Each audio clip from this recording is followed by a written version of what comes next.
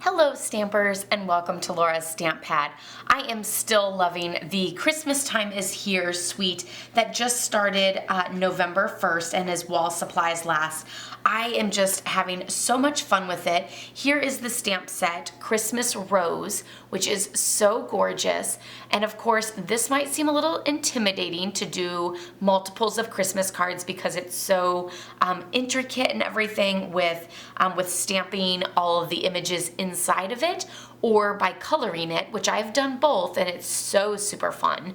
But I wouldn't necessarily be doing multiples of that. So I do feel you there unless you're loving coloring and have plenty of time to do it, then go for it. I strongly suggest it because it's so much fun.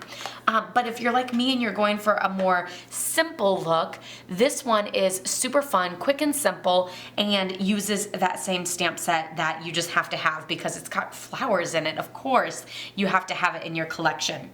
So for this one, I actually used just a regular piece of Whisper White cardstock for those sides there, and I took one of those inside images, this one here, that has the greenery on it. So I'm actually going to bring in a piece of scrap paper here so that we can do this, and I can fall off the edges. And I'm actually going to use this one because it has the most pine needles on it, and I like the texture of the pine needles versus those leaves. So I'm just going to take some Mossy Meadow and stamp this all along the edge. And it's okay if it has a little bit of that texture, and if you have a little on the end that you want to do, you can just simply fill in with that. And again, I'm going to do the other side. You can go as far in as you wish and just kind of fill in. For the most part, it really only takes two, and if you really space it correctly, it definitely takes two, but if you want to do that extra one. So you're really only stamping approximately 4 times. Then I'm going to take this one that has just a few spread out berries. I like the more spread out berries because I'm just going to add a few here and there in some of these little open nooks. So it just kind of adds a little bit of a pop of red, and so it gives a little bit more interest to the side there, and it also fills in any little holes that you might have felt that you didn't get spacing done correctly or anything like that.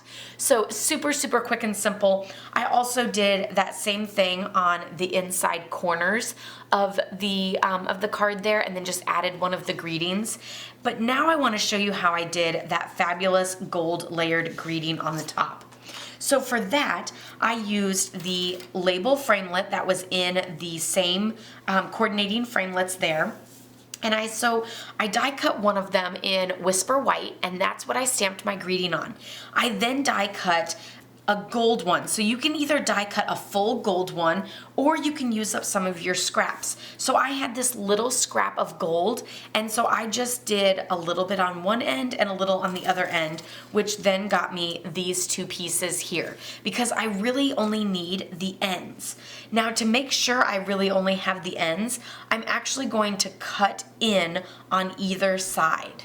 So I'm just going to take my scissors and I'm going to go with that last bump there and just cut angled in, because I don't really want that to pop out on either side. So it doesn't have to be a smooth cut, it doesn't have to be a nice clean cut, it just can go from that little last bump there and go in. And I like to leave a little bit more than just, cutting it off real close, because otherwise I have something to be able to add adhesive to. And so then I just layered this on the end, sticking out as far or as close as you want. So you can go out pretty far before it starts to kind of mess up and go into where you cut off. Or you can go and just have just a fine little piece sticking out there. So how fabulous is that to be able to use up some of your gold foil scraps that you might have laying around, and just to add that extra layer to your project. Super, super gorgeous. And of course, then I added some of those gold enamel shapes that are in the suite as well.